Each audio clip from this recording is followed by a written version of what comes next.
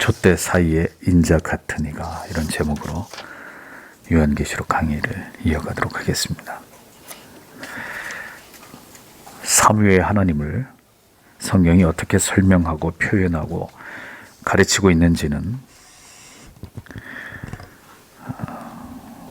우리 모든 성도님들이 언제나 성경 속에서 하나님에 관한 계시의 모든 말씀들을 철저하게 톱어보면서 그 모든 말씀을 놓치지 않고 올바로 이해하고 노력하기 위해 힘써야 되는 이러한 주제가 아닐 수 없습니다. 많은 경우에 신앙에 관한 오해가 생겨나고 신자의 삶이 참된 진리에서 벗어나 경도되는 것은 하나님에 대한 왜곡된 지식, 왜곡된 그릇된 지식에서 비롯되는 것이고, 그렇게 신앙이 기형적으로 자라게 될 경우 결국 하나님의 은혜가 아니면 그것을 교정할 다른 방법을 찾기 힘든 이런 지경에 이르게 되는 것입니다. 성경이 말씀하고 있는 삼위의 하나님에 대한 선명한 지식은 우리의 신앙을 더욱 공고하게 하고 하나님에 대한 흔들림 없는 믿음을 더욱 강화시켜주는 큰 유익을 줍니다. 왜냐하면 성부와 성자와 성령 하나님이 어떤 분이신지를 우리가 깊이 깨달아 알아갈수록 우리는 더 견고한 믿음으로 이 진리를 붙들 수 있게 되는 것이고, 하나님 안에서 우리의 소망의 닻은 더 확고하게 내려질 수 있기 때문입니다. 하나님에 관해서 묘사하고 표현하고 있는 이러한 성경의 진리를 성도 여러분 언제나 깊이 묵상해 보십시오. 모든 것이 흔들리고 우리에게 두려움과 불안이 엄습하는 때일수록에 우리가 보아야 할 진리는 세상이 아니라 하나님이시다라는 것을 기억해야 합니다. 모든 언약의 주체가 되시는 우리의 아버지 하나님만을 성도들은 응시해야 합니다. 마지막 때가 될수록 그 속에서 참된 소망과 확신과 약속을 더 굳게 붙드는 그런 자들이 되어야 하는 것이죠. 그렇게 요한계시록의 서두에서는 성삼위 하나님께서 어떤 분이신지를 소개하는 것으로 이 서신의 인사를 시작하고 있는 것을 볼 수 있습니다. 이 서신의 발신자가 성삼위 하나님이신 것을 자세하게 소개하고 있는 것이죠. 이어서 사도 요한은 자기의 사명과 임무를 이제 직접 밝히고 있습니다. 그것이 9절의 말씀입니다. 나 요한 너희의 형제는 그리고 예수 안에서 환난과 나라와 인내 가운데서 함께 참여하는 자는 하나님의 말씀과 예수의 증거 때문에 반모라 불리는 섬 가운데 있게 되었다, 이렇게 기록하고 있습니다. 1절에서 8절까지는 요한계시록의 말씀이 어떻게 요한에게 전달되었는지를 설명하고 있습니다. 이어서 본절에서부터 본서의 저자인 사도 요한이 하나님의 계시를 아시아의 7 교회에 전달하는 과정을 보여주는 그 시작이 오늘 본문에 나와 있는 말씀입니다. 요한은 이제 본격적으로 교회들에게 하나님의 계시를 전달하고 있습니다. 그런데 요한은 여기서 나 요한은 이라는 표현으로 시작해서 자신에 대해서 설명하기 시작합니다. 이어 모든 초대 교회 성도들에게 너희 형제라고 소개함으로써 환난과 박해를 당하는 성도들과 자신이 모두 같은 지금 입장과 처지에 있다는 것을 의미하는 이런 표현을 담아냅니다. 그렇게 그는 박해와 핍박 속에 있는 성도들과 동지의식, 동질감을 나타내고 있었던 것입니다. 이어서 자신을 소개하기를 예수의 환난과 나라와 참음에 동참하는 자라, 이렇게 표현합니다. 예수의라고 번역된 원래의 의미는 예수 안에서라는 뜻입니다. 그러니까 예수 안에서 환난과 나라와 참음에 동참하는 자라는 이제 그런 의미인데, 이 의미는 예수 그리스도 때문에 오는 환난과 나라와 참음을 감당한다는 뜻과 예수 그리스도로 말미암은 능력으로 환난과 나라와 참음에 동참하는 자다, 이런 의미를 담고 있습니다. 그런데 본절을 유의해서 보십시오. 예수 안에서 우리에게 주어지는 것이 무엇이냐? 환난과 참음과 나라다. 성경은 이렇게 3가지로 이야기를 합니다. 예수 안에서 교회가, 성도가 이 세상을 통과하는 동안에 우리가 감당해야 될 첫 번째 피해갈 수 없는 것이 무엇입니까? 환난입니다. 환난. 그때도 그리고 지금도 모든 하나님을 경외하는 성도들이 이 세상에서 감당해야 할 일은 바로 복음 때문에 우리가 겪게 되는 환난과 핍박과 불이익이라는 것입니다. 모든 시대 속에서 성도와 교회가 그래서 환난과 박해를 당하는 일은 그리 이상한 일이 아닙니다. 교회와 성도가 세상으로부터 핍박과 환난을 고난을 당한다는 것은 지금 교회와 세상이 같은 방향으로 가고 있지 않다는 것을 의미하는 것입니다. 즉 주의 뜻대로 하나님의 나라와 의를 구하면서 바른 진리의 길을, 믿음의 길을 가기에 세상에서 교회와 성도들이 불이익과 고난과 핍박을 받게 된다는 그런 뜻입니다. 그럼 뒤집어서 얘기하면 세상 안에서 교회가 전혀 환난과 핍박을 당하지 않고 세상과 아주 사이 좋은 그런 모양새로 그렇게 진행을 하고 있다는 것은 뭘 뜻하는 것일까요? 교회와 성도가 하나님의 진리의 생명의 말씀을 그 율례와 법도를 버리고 세상을 쫓아가고 있다는 것을 방증하는 것이겠죠. 그렇게 성도에게 환난이 있다면 그 다음에 우리에게 요구되는 것은 무엇일까요? 참음이라고 했습니다. 인내입니다. 로마서 5장 3절에서 4절은 다만 이뿐 아니라 우리가 환난 중에도 즐거워하나니 이는 환난은 인내를, 인내는 연단을, 연단은 소망을 이루는 줄 알미로다 라고 기록하고 있습니다. 환난은 성도에게 인내를 요구하고 하나님의 자녀들에게 인내를 훈련하기 위함이라는 진리를 성경은 우리에게 분명하게 말씀하고 있습니다. 그렇게 그리스도인은 그 모든 환난을 피하지 않고 모든 것을 인내하며 훈련함으로 마침내 그가 세상에 속한 자가 아니라 하나님께 속한 자인 것을 증명하면서 결국 영원한 하나님의 나라에 들어가게 되는 것입니다. 참고 인내한다는 의미는 여러분 그 상황을 overcoming, 극복해낸다는 뜻입니다. 피하고 숨고 도망치고 타협하는 것이 아니라 그 환난과 핍박이 닥쳤을 때 그것을 믿음으로 압도하면서 그것을 통과해서 넘어가는 것을 의미하는 것입니다. 요한은 초대교회 성도들과 함께 아니 모든 시대의 신실한 하나님의 성도들과 함께 환난과 참음과 그리고 하나님의 나라를 얻게 된 자다 이렇게 자신을 말하고 있습니다. 우리는 요한의 고백 속에서 우리 또한 그리스도 안에서 그리스도 때문에 그의 능력으로 환난을 견디고 인내함으로 마침내 영원한 하나님의 나라를 받게 될 자들로 우리 자신을 그렇게 여겨야 한다는 것을 깨닫게 됩니다. 성도 여러분, 우리는 하나님의 나라를 받은 자들입니다. 그리고 그 증거는 우리가 환난을 겪게 되는 것과 그럼에도 불구하고 우리가 그것을 능히 하나님의 은혜로 극복하면서 인내할 수 있다는 것, 성경은 분명히 그것을 우리에게 말씀하고 있는 것입니다.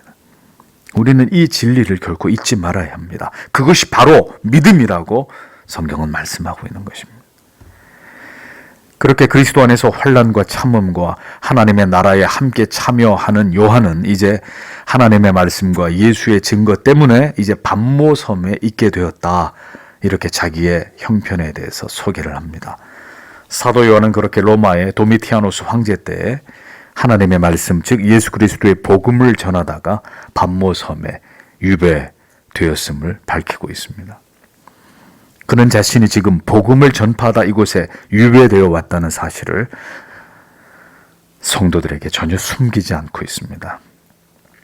복음을 전하다가 이러한 고난을 당하는 것을 그리스도인이 어떻게 여겨야 하는지를 우리는 요한을 통해서 깨닫게 됩니다. 그는 박해와 핍박이 엄습하는 그 두려움 속에 있을 모든 초대교회 성도들에게 자신도 복음을 전하다가 이곳에 갇혀 있지만 자신은 전혀 그로 인해서 지금 위축되거나 염려하거나 두려워하지 않고 이와 같이 매우 담대하고 평온함 가운데서 이제 그들에게 전하는 하나님이 주시는 메시지를 나는 지금 기록하고 있어 이렇게 밝히고 있었던 것입니다. 어떤 시대이든지 그리스도인들이 복음을 위해서 고난을 당할 때 이것은 결코 성도 여러분 숨길 일이 아닙니다. 이것은 결코 수치스럽고 부끄러운 일이 아닌 것입니다. 주님께서 말씀하신 팔복의 마지막이 무엇입니까? 마태복음 5장 10절에서 12절에 의를 위하여 핍박을 받는 자는 복이 있나니 천국이 저희 것임이라. 나를 인하여 너희를 욕하고 핍박하고 거짓으로 너희를 거스려 모든 악한 말을 할 때에는 너희에게 복이 있나니 기뻐하고 즐거워하라. 하늘에서 너희의 상이 큼이라. 너희 전에 있던 선지자들을 이같이 핍박하였느니라 라고 말씀하셨습니다. 그때나 지금이나 우리가 앞으로 복음 때문에, 바른 진리 때문에 벌금을 부과하고 구류를 당하는 일들이 일어나게 되더라도 성도 여러분 결코 두려워하거나 불명예스럽게 그것을 생각하지 않으시기를 바랍니다. 바울도 옥에서 모든 교회와 성도들에게 편지를 보냈고 베드로도 마찬가지였고 요한도 그러했다는 것을 잊어버리지 마십시오. 환난과 박해의 시대에 성도가 있게 될 곳은 감옥이 될 수도 있습니다. 우리의 모든 자유를 빼앗긴 극한의 어려움의 장소가 될 수도 있는 것입니다. 그러나 요한은 지금 그곳에서 하나님의 놀라운 계시를 체험하고 있었습니다. 때때로 가장 극한의 고통과 고난의 장소와 시간 속에서 신자가 있게 될 때 우리는 하나님께로부터 가장 놀라운 은혜를 경험하게 되는 생애적인 일들을 체험하게 되기도 한다는 것입니다. 사무엘도 사자 굴 속에서, 사드락과 메삭과 아벳느고도 평소보다 7배나 뜨거운 풀무불 속에서도, 그리고 사도 바울도 베드로도 모두 매를 맞고 옥에 갇히게 되는 이런 일들을 경험하면서 그 안에 놀라운 하나님의 은혜들을 그들이 경험하지 않습니까? 하나님의 살아 역사하시고 자기 백성들을 지키시고 기적을 행하시는 하나님의 놀라운 능력을 그들이 체험하지 않았습니까? 존 버녀는 감옥에 있을 때 하나님의 은혜 속에서 그 유명한 철로 역정을 완성했습니다. 이제 요한은 놀라운 일을 경험하게 됩니다. 요한의 눈앞에 영적인 세계가 열리고 있었습니다. 10절에서 11절 내가 주의 날 가운데서 영 안에 있게 되었다. 그리고 내가 내 뒤에서 나팔 같은 큰 음성을 들었다. 말하기를 너는 내가 보는 것을 책에 기록하라. 그리고 너는 7 교회들에게 보내라. 에베소와 서머나와 버가모와 두아디라와 사데와 빌라델비아와 라오디게아로 이렇게 기록이 되어 있습니다. 요한은 계시를 받게 된 날이 주의 날, 즉 안식구 첫날, 주일이었다 이렇게 밝히고 있습니다. 주의 날, 주일이라는 표현이 성경 전체에서 여기 처음 등장합니다.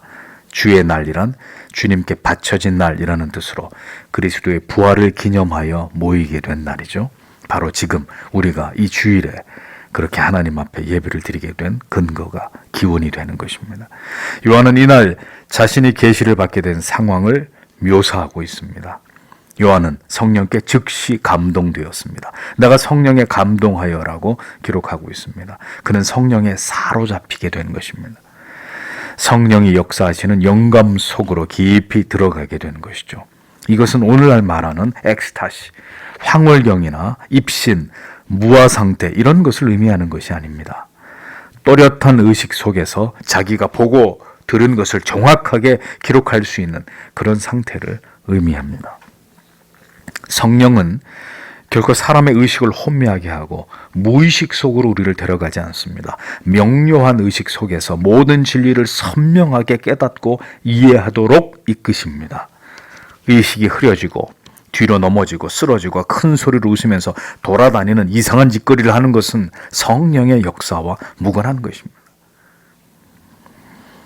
하나님의 계시를 전달하시는 이는 성령 하나님이십니다. 언제나 성령께서 영감과 조명을 통해서 하나님의 말씀을 그 모든 시대의 자기 백성들에게 전달하십니다. 성령은 주의 말씀을 생각나게 하시고 깨닫게 하시고 그 의미를 풀어서 이해하도록 성도와 교회를 도우십니다. 요한이 이렇게 성령께 감동되었을 때 그가 들은 것이 무엇입니까? 나팔 소리 같은 큰 음성이었습니다. 구약시대에는 나팔을 통해서 이스라엘의 진영의 행진과 이스라엘의 군대의 공격과 그리고 절기 소집 등의 명령을 전달했습니다. 신약 성경에서 나팔 소리는 주의 재림과 신의 현현을 나타내는 전조로 사용되었습니다. 요한은 성령의 영감 속에서 나팔 소리같이 우렁찬 목소리를 들었습니다. 도무지 거부할 수 없는 그런 음성이었습니다. 그 음성의 내용은 네가 보는 것을 책에 기록하라 라는 것이었습니다. 그리고 그것을 아시아의 7 교회에 보내라 라는 말씀이었습니다.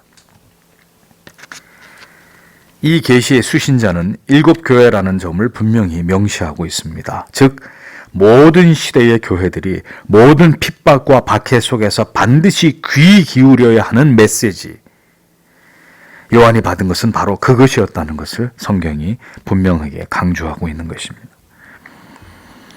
교회는, 성도는 다른 것에 귀를 기울여서는 안 됩니다. 오직 진리에, 오직 복음에, 오직 하나님의 기록되어진 말씀에, 그 계시에만 귀를 기울이는 자들이 되어야 합니다. 오직 성경이 교회와 성도에게 그 시대 속에서 뭐라고 말씀하시는지를 듣고 그대로 그 길로 행하는 자들이 되어야 합니다. 세상에서 들려오는 다른 말들은 적어도 교회와 성도가 따라야 하는 말이 아닙니다. 다른 주장과 다른 의견들은 적어도 이 땅의 교회들이, 성도들이 쫓아가야 될 가치가 아니란 말이죠. 성경과 다른 이야기, 성경에서 벗어난 주장들, 국가가, 정부가 하는 명령도 그것이 성경의 가르침과 위배될 때는 우리는 그것에 불복할 수밖에 없는 것입니다. 다시 말하지만 당시 교회들은 황제 숭배 사상을 강요당하던 시대였습니다. 강력한 명령에 불복할 때 죽음으로 그 대가를 지불할 수밖에 없었던 그런 시대였습니다. 그런데 성경은 그런 시대를 통과하고 있는 교회들을 향해서 교회의 머리 되신 그리스도로부터 나팔 소리 같은 큰 음성으로, 결국 들을 수 없는 불분명한 소리가 아니라 매우 크고 웅장한 소리로 분명하게 들리도록 선명한 계시가 선포되고 있었다라는 것을 분명히 강조하고 있습니다. 세상에서 들려오는 모든 소리들을, 모든 인간들이 만들어내는 소음들을 다 묻어버리는 강력한 음성으로 이제 교회들에게 주시는 하나님의 음성을, 계시를 성경은 모든 시대 속에서 예수 그리스도의 이름 때문에 핍박을 당하는 교회와 성도들에게 전하고 계시는 것입니다. 오직 이 음성에만 집중하라는 것입니다. 교회는 바로 이 음성을 들어야 한다는 것입니다. 나팔 소리처럼 천지가 떠나가듯 큰 음성으로 우리에게 오늘도 이 성경을 통해서 말씀하시는 이 계시의 말씀을, 오직 주의 음성만을 들어야 한다는 것입니다. 이제 요한은 자신이 본 것을 증언하기 시작합니다. 12절에서 13절. 그리고 내가 나와 함께 말씀하고 계셨던 그 음성을 보려고 돌이켰다. 그리고 내가 돌이키고 나서 금으로 된 7 촛대들을 보았다. 그리고 촛대들의 한가운데서 발까지 이르는 옷을 입고 가슴에 금으로 된 띠를 띄어온 인자 같은 분을, 이렇게 기록되어 있습니다. 요한은 나팔 소리 같은 음성을 바라는 분을 보기 위해 몸을 돌이켰습니다. 몸을 돌이켰다라는 것은 그가 강력한 성령의 임재 가운데 있었어도 의식이 없는 황홀경 속에서 자기를 통제하지 못하는 상태가 아니라 정확하게 의식을 가지고 자기의 행동을 통제하고 있는 상태에 있었다는 것을 보여주는 것입니다. 그가 성령께 사로잡혀서 보게 된 것은 다름 아닌 금으로 된 7 촛대였습니다. 한글로 번역이 된 촛대, 헬라어로 리크니아라는 이 단어는 원문을 그대로 해석을 하면 촛대라는 단어보다는 등대에 더 가깝습니다. 여기서 말하는 등대는 성막의 성소에 있는 7 등잔을 가진 한 개의 등대를 가리킵니다. 이 등대는 가장 맑은 순정 올리브 기름이 그 연료로 사용되죠. 그 기름은 성도의 순전한 믿음과 헌신을 의미합니다. 요한이 본 이 등대는 바로 소아시아의 7 교회를 상징합니다. 그런데 이 등대가 뭘로 만들어졌어요? 금으로 만들어졌습니다. 이것은 이 땅의 모든 거룩한 교회와 성도들을 하나님께서 금같이 귀하게 여기신다는 것입니다. 완전한 그리스도께서 통치하시는 그의 나라와 그의 백성들이 모인 곳, 교회를 하나님은 그와 같은 가치로 보신다는 것입니다. 그리스도께서 교회와 성도를 그토록 귀하게 여기시는 이유가 무엇입니까? 오늘도 가장 맑은 고순도의 올리브 정제유 같은 그런 믿음으로 어떤 어려움 속에서도 오직 하나님을 기쁘시게 예배하고 하나님의 이름의 영광만을 높이 기르고자 하는 그 삶을 자기의 백성들이 이 땅 가운데서 치열하게 살아가고 있기 때문에 하나님이 교회와 성도를 귀하게 여기시는 것입니다. 어떤 고난과 시련과 박해 속에서도 그 이름에 합당한 영광을 돌리기 위해서 오늘도 우리가 하나님을 경외하고 찬양하고 성도가 마땅히 존재해야 될 그 이유와 목적을 따라서 하나님 앞에서 존재하기 위해서 마음과 뜻과 생명을 다하기에, 그렇게 하나님을 예배하기에 하나님이 보시기에 이 땅의 교회들은 금과 같이 귀하고 빛나는 가치일 수밖에 없다는 것입니다. 이 7 등잔의 금등대 사이로 발까지 끌리는 흰옷을 입고 가슴에 금띠를 띠신 인자 같으신 분을 이어 요한은 보았다고 기록합니다. 여기서 말하는 인자 같은 이, 다니엘서 7장 13절에 나오는 인자 같은 이와 같은 분입니다. 그런데 다니엘서에 나오는 인자 같은 이와 계시록에 나오는 인자 같은 이 단어의 각각 원문에는 모두 정관사가 붙어 있지 않습니다. 이게 무슨 의미냐? 여기서 말씀하시는 예수 그리스도는 성자 하나님으로서가 아니라 인성을 가지신 성품, 성자 예수 그리스도의 성품을 의미하는 것인데, 이를 통해서 우리가 알 수 있는 것은 부활하신 주님께서는 지금도 하나님의 우편 보좌에서 우리와 같은 사람의 아들, 인자, 즉 인간의 모습으로 그분이 하나님의 보좌 우편에 계신다, 이런 뜻입니다. 놀랍지 않습니까?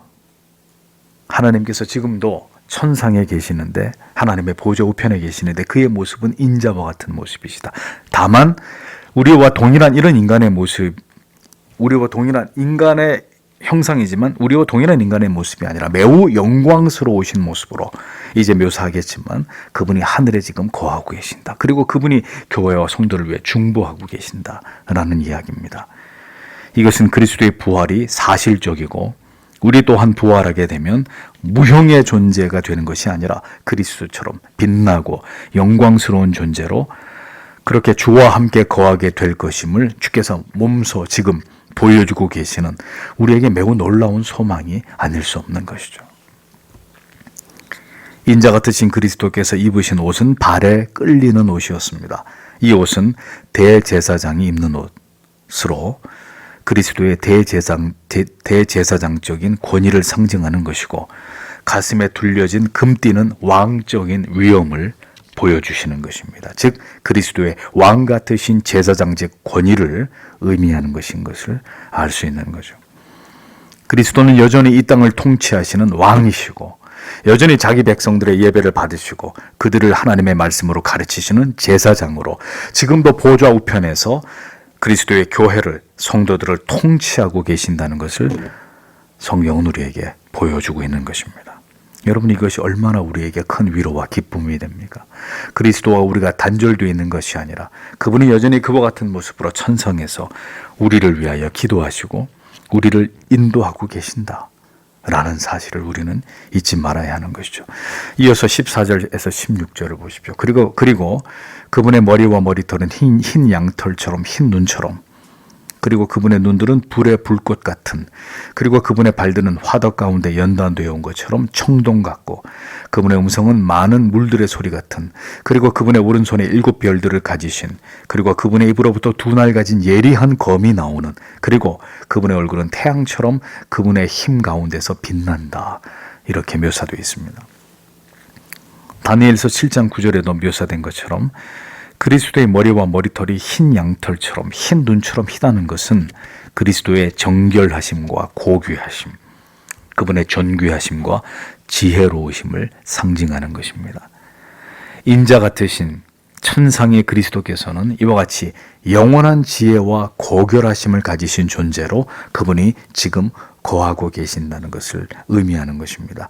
주님의 눈이 불꽃 같다고 묘사합니다. 역시 다니엘서 10장 6절에 그 눈은 횃불 같고 라는 말씀과 유사한 표현입니다. 주님의 눈이 불꽃 같다는 묘사는 모든 사물들이 그 앞에 벌벌 떨 수밖에 없는, 그 내면을 꿰뚫어 보시고 감찰하시는 통찰력과 지식을 그분께서 소유하고 계신다는 것입니다. 그 불꽃 같은 눈앞에 모든 세상과 타협한 교회들의 정체가, 성도들의 정체가 드러나는 것이고, 우리 안에 있는 모든 죄악과 사악한 감추어진 것들이 매일매일 탄로나고 있는 것입니다. 때로는 악인들에게 진노하시는 지엄하신 심판자의 그 두려운 눈을 인자 같으신 분께서 가지시고 계신다는 것을 성경은 분명하게 말씀합니다. 오늘도 그 불꽃 같으신 눈으로 여호와의 눈은 어디서든지 선인과 악인을 감찰하시느니라, 이 말씀처럼 당신의 백성들을 주시하고 계십니다. 우리의 삶과 우리의 생각과 우리의 마음이 매일 매순간 불꽃 같은 눈을 가지신, 우리를 바라보고 계시는 주님의 시선 앞에 들통나고 있다, 탄로나고 있다는 거죠. 오늘도 그 불꽃 같은 시선으로 교회를 핍박하고 의인을 박해하는 악인들을 주님께서는 지켜보고 계시고, 그들의 악을 기억하고 계시고, 마침내 때가 이르면 그 모든 사악함에 대해서 보응하시는 그리스도는 그런 분이시라는 것을 우리는 기억해야 합니다. 이러한 말씀이 우리에게 진정한 위로와 용기가 되는 것이죠. 인자 같으신 분의 발은 풀무에 단련된 빛난 주석 같다고 했습니다. 여기서 주석이라고 번역된 단어 칼콜리바노, 이게 뭘 의미하는지 정확히는 알 수 없는데, 많은 주석가들은 아마도 청동이나 노쇠를 의미하는 것으로 이렇게 봅니다. 그런데 이 주석이 풀무에 단련됐다고 기록되어 있습니다. 이것은 풀무는 매우 뜨거운 불에 의해서 재련된 상태, 풀무의 주석, 이것을 가리킵니다. 매우 순수한 철이 되었을 뿐만 아니라 시뻘겋게 그것이 달구어진 모습을 우리에게 연상케 합니다. 이것은 그리스도의 순수함을 의미하기도 하고, 언제나 불의하고 악한 것을 불태워 버리시고 짓밟아 버리실 수 있는 그리스도의 권능을 상징하는 것이고, 더 나아가서 그리스도의 통치가 주석처럼 견고함을 의미하는 것입니다. 누구도 그리스도께서 통치하시는 교회를 흔들 수 없고, 그리스도의 교회와 성도를 박해하는 모든 악인들에 대해서 반드시 하나님이 그들을 태우시고 짓밟아 보응하실 것을 뜻하는 것입니다. 이어지는 그리스도의 묘사를 보십시오. 그의 음성은 많은 물소리, 맑은이 아니라 많은 물소리 같다고 했습니다.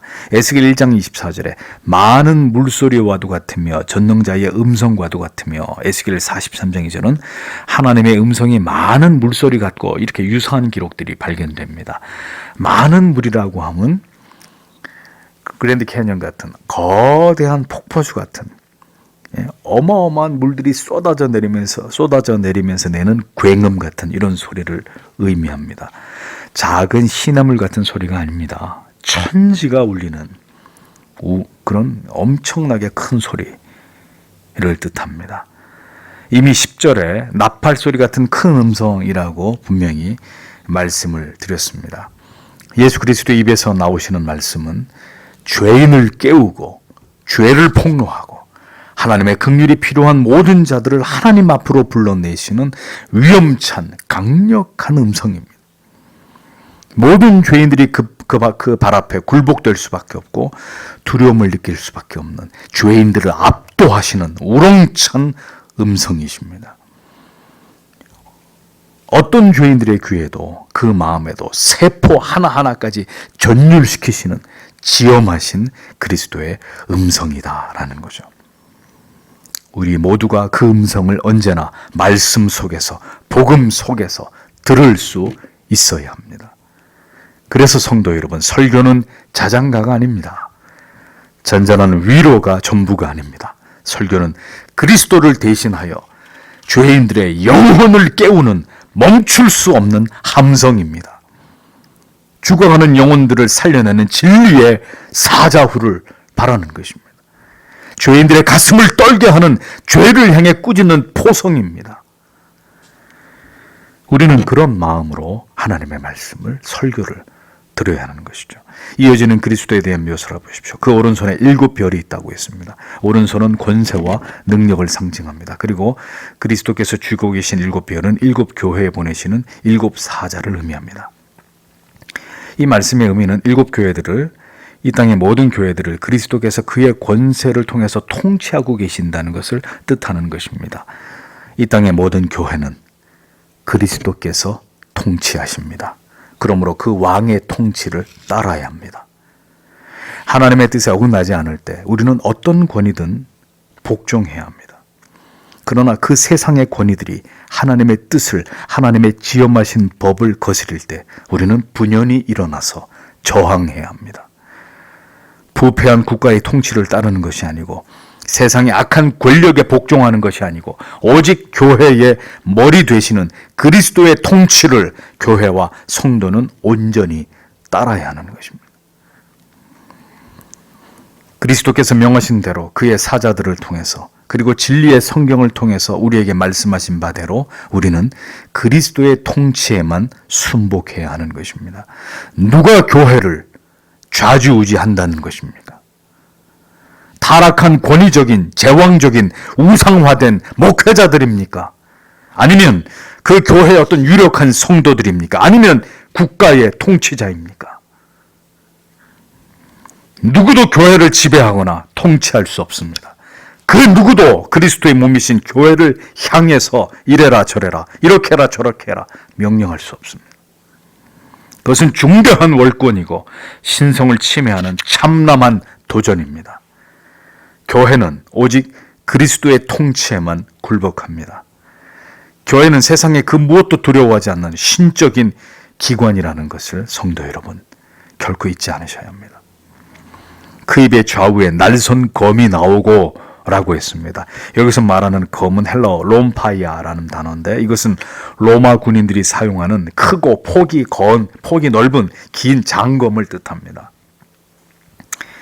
이사야 49장 2절에 내 입을 날카로운 칼같이 만드시고 라는 말씀에서도 보듯이, 이러한 표현의 의미는 메시아가 만국을 다스릴 것이며 심판할 것이고 모든 죄인들을 판단할 것임을 뜻하는 것인데, 그 통치의 수단이 무엇이냐? 바로 주님의 입에서 나오시는 말씀이다 라는 겁니다. 그리스도의 말씀으로 천하를 통치하시고 그 말씀 앞에 모든 것이 벌거벗은 것처럼 드러나고 해체될 것입니다. 그 주의 말씀이 모든 것을 판단하실 것입니다. 우리의 행위에 대해서, 우리의 신앙과 삶에 대해서, 우리의 믿음에 대해서 정확무오하신 주의 입에서 나오신 모든 말씀이 그 모든 것들을 다 드러낼 것입니다. 그러므로 우리는 언제나 주님께서 우리에게 하신 말씀을 가장 두려워하고 그 말씀 앞에서 우리가 어떻게 판단받게 될지를 언제나 생각하는 신앙의 자세를 지켜 나아가야 합니다. 사람들이 우리를 어떻게 보고 우리에 대해서 뭐라고 평가하는 것은 중요하지 않습니다.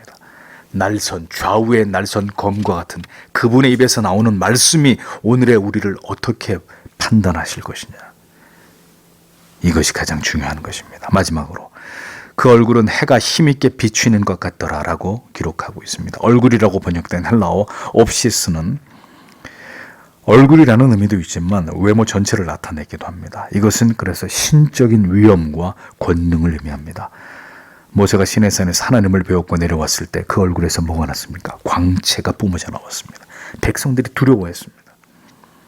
예수님께서 기도하신 이후에 호련히 그 얼굴이 해같이 빛나기도 하셨습니다.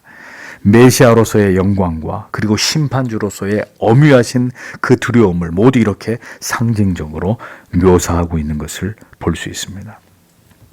성도 여러분, 우리는 오늘의 본문 속에서 지극히 아름다우시며 영광스러우신, 그러나 한편으로는 매우 두려운 위엄으로 가득하신 메시아의 초상을 봅니다.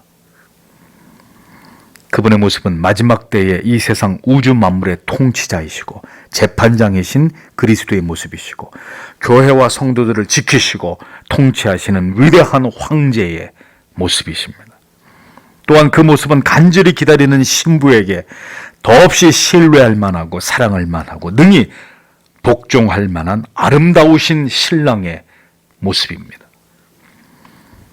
유약한 인간의 모습으로 이 땅에 오신 메시아의 모습도 한없이 귀하시고 아름다우시지만 저는 개인적으로 이 계시록에서 드러내고 계시는 이 천상의 그리스도의 모습이 더 강렬하게 와닿습니다. 그것은 우리가 살아가고 있는 이 시대가 점점 박해와 핍박의 시대로 다가가고 있기 때문이고, 내가 장차 우리가 배웁게 될 그 그리스도의 모습이 바로 이와 같으시기 때문입니다. 어쩌면 우리에게 지금 손을 잡고 함께 강가를 거니는 연인 같으신 그리스도의 모습보다는 이렇듯 충만한 영광과 위엄과 권능으로 가득 찬, 그래서 자기 교회와 백성들을 지키시기 위해서 불꽃 같은 눈으로 오늘도 이 세상을 바라보고 계시는 그 그리스도의 모습이 우리가 이 시대의 진정으로 묵상하고 그것을 통해 용기를 얻어야 될 바가 아닌가라는 생각을 하게 됩니다. 바로 이 모습을 가지신 그리스도께서 이제 모든 시대의 교회와 성도들에게 교훈과 책망과 축복과 위로를 전하시는 말씀을 이제 계시록 2장과 3장이 이어서 우리에게 그것을 말씀하고 있는 것입니다. 어려운 시대를 지나가고 있는 성도 여러분, 부디 이 영광스러운 우리의 구주를 바라보시기를 바랍니다. 이 찬란한 위엄의 모습으로 오늘도 성도와 교회를 지키고 계시는 우리의 영원한 황제를 바라보십시오. 세상에서 들려오는 모든 소음들을 차단하시고 오늘도 우렁차신 음성으로, 많은 물소리 같은, 나팔소리 같은, 큰 나팔소리 같은 음성으로 오늘도 진리 속에서 하나님의 말씀을 통해서 자기 백성들과 교회들에게 외치고 계시는, 그 입에 좌우에 날이 서 있으신 그 권능과 위엄의 그 말씀에만, 우리에게 오직 영원한 생명 되시는 그 약속의 말씀 복음에만 우리의 마음을 두고 그 말씀을 굳게 붙드는 여러분들이 되셔야 할 것입니다. 이 아름답고 영광스러운 그리스도의 모습을 묵상하는 것에서 오늘도 성도와 교회는 세상이 줄 수 없는, 그리고 세상을 능히 압도하는 무한한 힘과 위로와 용기를 얻게 될 것입니다. 이 말씀으로 더욱 여러분의 신앙이 강건하여지시기를 바랍니다. 주의 은혜가 우리 모두에게 함께 하시기를 다 함께 기도하기 원합니다. 기도하겠습니다.